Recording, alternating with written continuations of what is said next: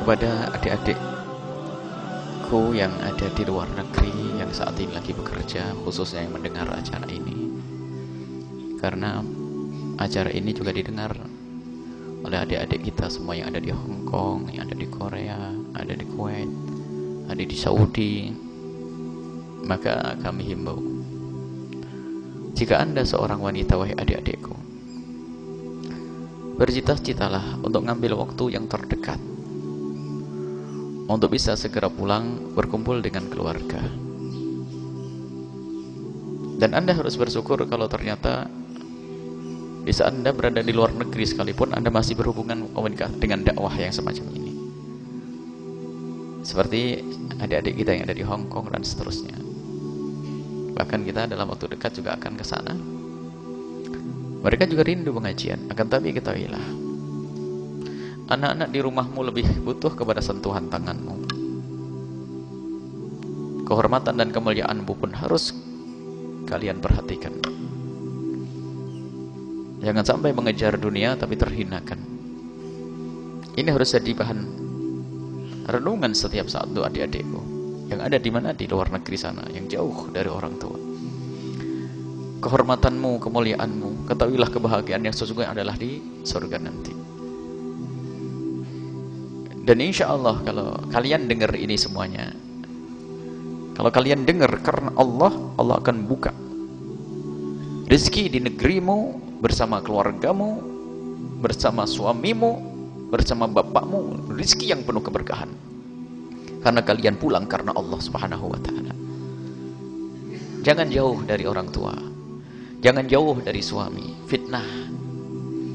Belum lagi, sadarkah kalian anak yang kalian tinggal?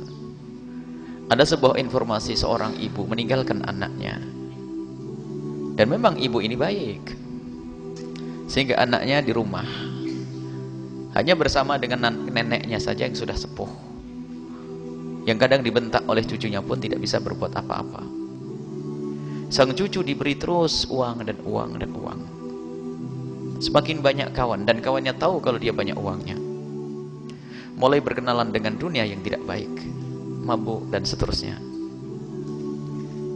Hingga terjadilah suatu ketika percekcokan hingga berani membunuh orang lain. Ibunya ada di mana? Ibunya ada di tempat yang jauh. Bahkan ada seorang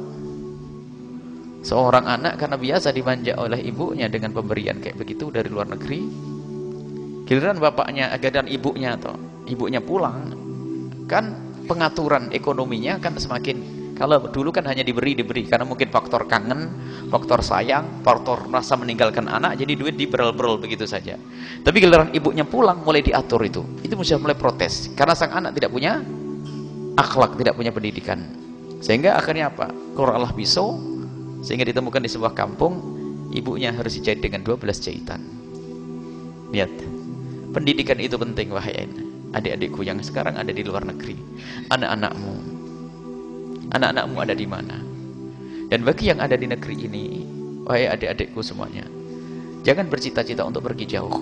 Adapun adik-adik kita yang ada di tempat yang jauh sana, kita doakan semoga Allah menjaga mereka, iman mereka, akhlak mereka, dan semoga Allah segera kembalikan mereka kepada saudara mereka, kepada orang tua mereka, kepada anak-anak mereka, sehingga mereka segera menemukan keindahan di dalam hidup ini.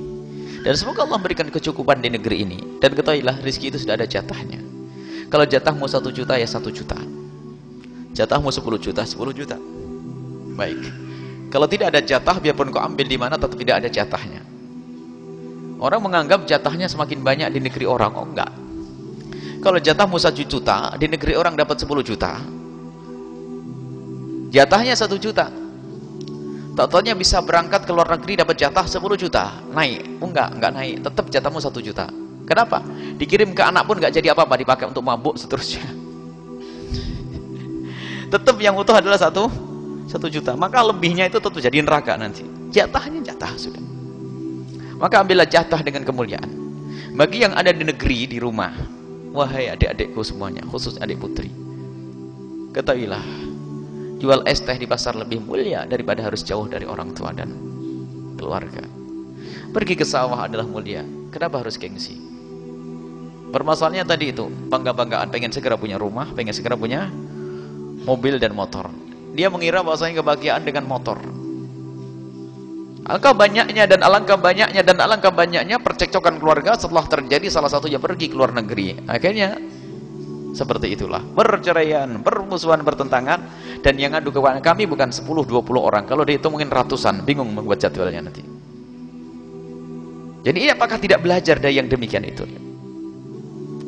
Jadi ada, karena apa? Mohon maaf, suami misalnya kerja jauh, istri di rumah, sementara istri ada prasangka-prasangka, atau sebaliknya istri di luar negeri jauh, suaminya dapat uang saja, dia punya syahwat, punya hawa nafsu dan seterusnya, lalu terjadi pelanggaran dan sebagainya, dengar informasi, berantem semuanya. Kebersamaan harus kita utamakan, keindahan dalam hidup ini. Ini adalah nasihat umum. Akan tapi siapapun di antara adik-adik kita yang sudah terlanjur pergi ke luar negeri sana, ini ada di antara mereka yang dengar saat ini, dengar adik-adikku, dan mereka juga mendengar streaming langsung, melihat dengan di televisi, bercita-citalah niat untuk kembali segera untuk bisa melihat orang tua dengan modal apa adanya saja. Mulialah, bergabung dengan tempat mulia. Allah akan buka rezeki di rumah, dekat dengan orang tua. Yang di rumah nggak usah pergi ya. Ini nasihat lebih penting lagi daripada yang tadi ini. Karena apa?